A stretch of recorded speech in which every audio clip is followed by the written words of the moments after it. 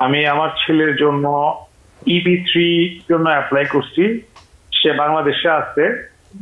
যে কোম্পানির মাধ্যমে অ্যাপ্লাই করছি তারা বলছিল 7 থেকে 9 মাস লাগবে। আমি গত জুলাইতে অ্যাপ্লাই করছি, July middle of the July 2023। তো এখন ওরা তো বলছিল 7 থেকে 9 মাস লাগবে। এখন তো মানে 9 মাস শেষে 10 মাসে পড়লো। এখন এটা কতদিন লাগতে পারে লেবার ডিপার্টমেন্ট থেকে ইয়েটা হওয়ার জন্য, বা লেবার ডিপার্টমেন্টের স্ট্যাটাসটা কি বিক্রি, এটা একটু যদি আমাকে জানান আমি উপকৃত হবে।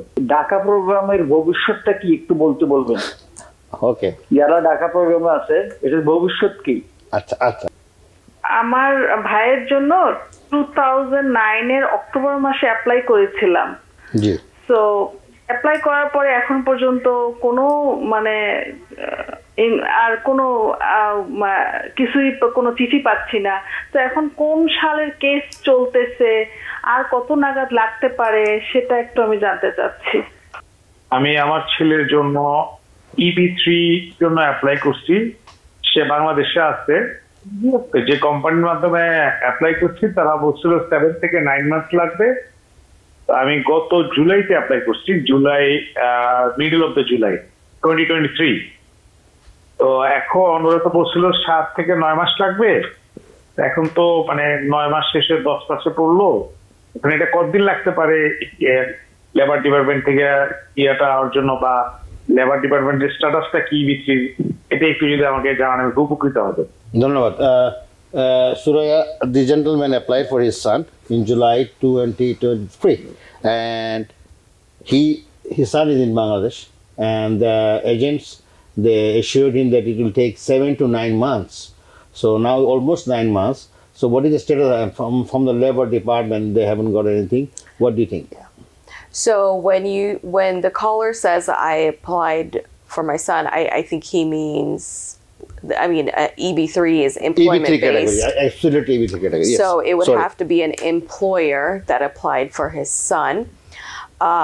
So the Labor Department is having a longer processing time than usual now. So it might be that when the employer began the processing for the case, it may have been that was the timeline, but now it's pretty well known that the Department of Labor is taking a little bit longer for perms at this time. Like how many months more it might take? It's hard for you to tell with দর্শক, আপনি যে প্রশ্ন করেছেন আপনার ছেলের ব্যাপারে EB3 category, যেটা attorney Suraiya বললেন, আপনি নিশ্চয়ই বুঝতে পেরেছেন। তারপর বলি এখন একটু ব্যাকলগে আছে লেবার ডিপার্টমেন্ট, এবং তারা সঠিক বলতে পারছেন না কয়দিন লাগবে আরও, বাট তারা প্রসেসে অবশ্যই আছেন, বাট একটু তারা ব্যাকলগে আছেন, এটাই তিনি বললেন এবং সবাই জানে এটা, এই কথাই বললেন অ্যাটর্নি সুরাইয়া। কে আছে আমার দর্শক আমাদের সঙ্গে? আপনার নাম বলে প্রশ্ন করুন। ঢাকা প্রোগ্রামের ভবিষ্যৎটা কি একটু বলবেন? ওকে, যারা ঢাকা প্রোগ্রামে আছে এটার ভবিষ্যৎ কি? আচ্ছা আচ্ছা আচ্ছা, কোনো কিছু? জি জি, থ্যাংক ইউ ভাইয়া, thank you.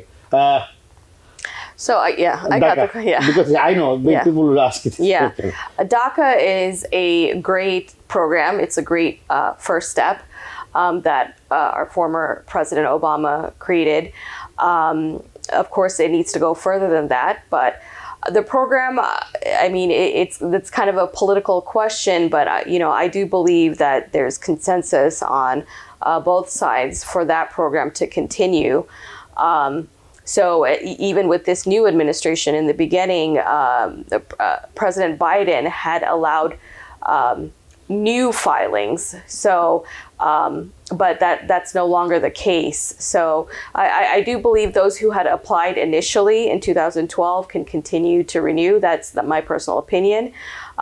And I think that program will continue. But as we all know, the Biden's new policy of allowing those who missed their opportunity in 2012 to apply, and he was allowing them to apply initially again. That's been put on hold, so that's unfortunate. And what is the future? I mean, ওরা ভবিষ্যৎটা কি? উনি specifically এটাই জানতে চাচ্ছে, এদের ভবিষ্যৎ কি? What is the future for this? The DACA program is, very political in nature. It was done by executive order. So, my answer is as good as my hypothesis on what's going to happen with politics. So, like I said, I think both parties are in agreement that it's a good program. So I think it's going to stay. That's my opinion. Nikki, short and brief, please. G G main কথা attorney general যেটা বললেন যে ঢাকা প্রোগ্রামটা আসলে একটা political programme. এখন প্রাক্তন president Obama এটা শুরু করেছিলেন, এখন পরবর্তী প্রেসিডেন্ট যারা আসে তারা যদি সেই ওবামার পলিটিক্যাল ভিউর সাথে মেনে চলেন, মানে ওটাতে রাজি থাকেন, তাহলে ওনারা ঢাকা প্রোগ্রাম কন্টিনিউ করবেন। যেমন বাইডেন এসে করেছেন যে নতুন করে অ্যাপ্লিকেশন ওরা দিতে বলেছেন এবং মোটামুটি তবু ওটা অন হোল্ড হয়ে আছে। এখন ভবিষ্যৎ প্রেসিডেন্ট যারা আসবেন তারা যদি এই পলিটিক্যাল যে ধারা এটার সাথে যদি মেনে না নেন, হয়তো এটা কি হবে বলা যাচ্ছে না, তবে মোটামুটি এটা আসলে একটা পলিটিক্যাল প্রোগ্রামের মতো বলা যায়। ধন্যবাদ। আশা করি দর্শক আপনারা উত্তর পেয়েছেন এবং অ্যাটর্নি জেনারেল আপনাদেরকে বলেছেন যে এটা আপনারা রিনিউ করতে থাকবেন। পরবর্তী কলার কে আছেন নাম বলে প্রশ্ন করুন প্লিজ। আমার ভাইয়ের জন্য 2009 এর অক্টোবর মাসে অ্যাপ্লাই করেছিলাম। জি। সো অ্যাপ্লাই করার পরে এখন পর্যন্ত কোনো আর কোনো কিছুই কোনো চিঠি পাচ্ছি না। তো এখন কোন সালের কেস চলতেছে আর কত নাগাদ লাগতে পারে সেটা একটু আমি জানতে চাচ্ছি। ওকে।